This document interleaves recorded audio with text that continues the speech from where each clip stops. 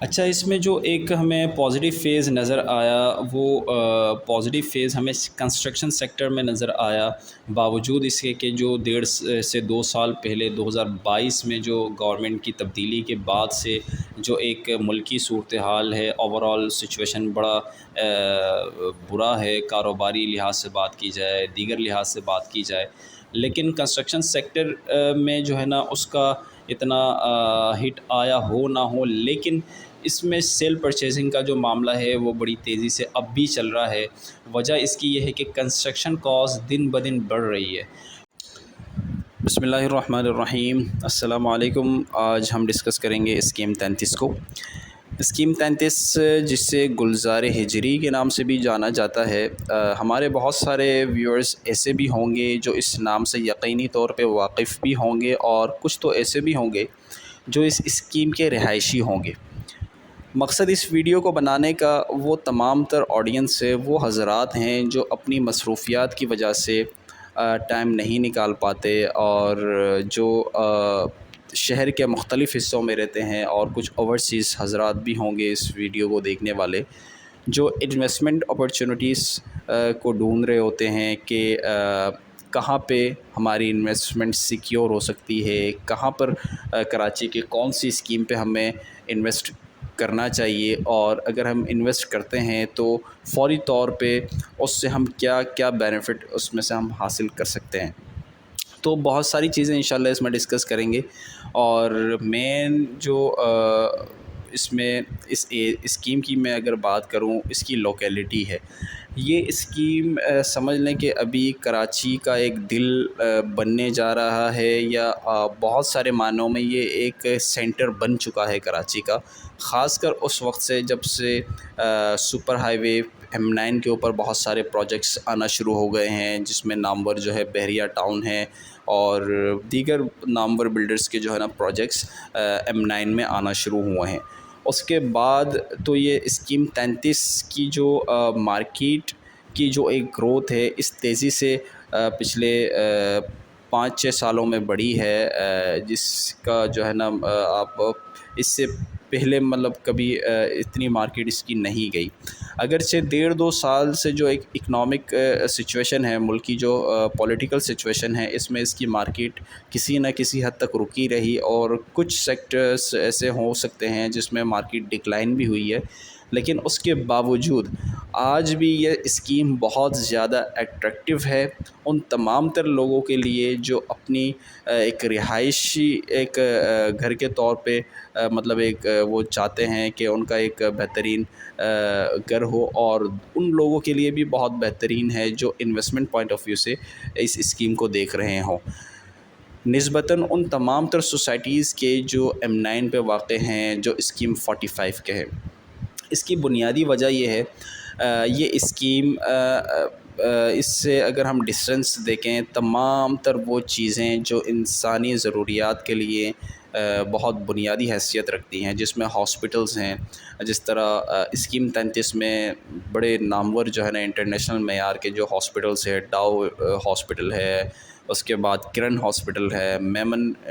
Medical institute ہے، یہ بڑے بڑے نامور ہاسپٹل ہے جو ایک اچھے اسٹینڈرڈس کے ہاسپٹل ہے، یہ اسکیم 33 کے سمجھ لے کے سینٹر میں ہے۔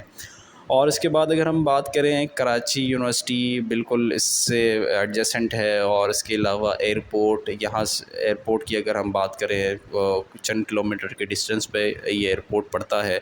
پھر M9 تو اسکیم 33 کے سینٹر سے گزرتا ہے، اور پھر ہم سبزی منڈی کی بات کریں، وہ بالکل اسکیم 33 کے ہی بالکل مضافات پہ یہ اس سبزی منڈی ہماری پڑتی ہے۔ اس کے علاوہ ایزی ٹو ایکسیس ہے شہر تک، بلکہ یہ تو ابھی شہر کے اندر ہی کا حصہ ہو گیا ہے جب سے ٹول پلازا سے آگے جو ہے نا دیگر سوسائٹیز آنا شروع ہوئی ہیں۔ اور سب سے اچھی بات یہ ہے، اگر ہم نسبتاً دیگر اسکیم جو پرانی اسکیم ہیں ان سے اگر اس کو کمپیئر کریں، تو یہ اسکیم بڑا پلانڈ یہ اسکیم ہے، پراپر اس کے بڑے بڑے روڈ 150-150 فٹ کے روڈز ہیں، دیگر آپشن جو ہے نا ہم پرانی اسکیموں سے اگر کمپیئر کریں، بہت ساری ایڈیشنل چیزیں ہمیں اس اسکیم میں دیکھنے کو ملتی ہیں۔ سیف اینڈ سیکیور ہے، کیونکہ آلموسٹ جتنی سوسائٹیز اس میں ہیں وہ تقریباً باؤنڈری وال ہے۔ اس میں انویسٹمنٹ پوائنٹ آف ویو سے اگر میں بات کروں یا پھر رہائشی اعتبار سے میں بات کروں، دونوں حوالے سے یہ بہت زیادہ آئیڈیل ہے نسبتاً ان تمام تر اسکیم کے جو ابھی کراچی شہر کے مضافات میں پڑتے ہیں، جس طرح سے اسکیم 45 ہے یا وہ تمام تر سوسائٹیز جو کراچی M9 پہ واقع ہیں۔ اب اس میں بات کرتے ہیں کن کے لیے یہ انویسٹمنٹ ہے، کن حضرات کو اس اسکیم میں انویسٹ کرنا چاہیے۔ وہ تمام تر حضرات جن کے پاس انویسٹمنٹ 5 ملین سے زیادہ ہے یا 50 لاکھ سے زیادہ کی انویسٹمنٹ اگر کسی کے پاس ہے، کسی کی گنجائش اگر اتنی ہے، تو پھر ان کو اس اسکیم میں چیزیں سرچ کرنی چاہیے کہ ان کے مطابق کیا کیا چیزیں اس میں ان کو مل سکتی ہیں۔ اس میں اگر میں بات کروں، اس میں جیسا کہ میں نے شروع میں ہی ذکر کر دیا، قریب 300 سوسائٹیز اس اسکیم 33 میں ہیں اور بہت اچھی سوسائٹیز ہیں، جس میں سے کچھ سوسائٹیز تو ایسی ہیں جس میں ابھی بھی مطلب کوشش کی جائے تو اس رینج میں پلاٹ ملنے کے چانسز ہیں۔ جس طرح اس میں اگر میں نام لوں، سعدی گارڈن ہے اور سعدی ٹاؤن ہے، تو یہ وہ اسکیم ہے جو آباد بھی ہیں اور کچھ رینج کے اندر بھی ہے۔ اگر میں سعدی گارڈن کی بات کروں، 50 سے تقریباً 1 کروڑ 20 لاکھ روپے تک اس میں بہترین ایک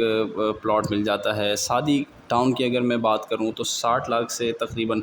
1.5 کروڑ کے آس پاس تک اس میں پلاٹ مل جاتا ہے۔ تو اس کے علاوہ اگر ہم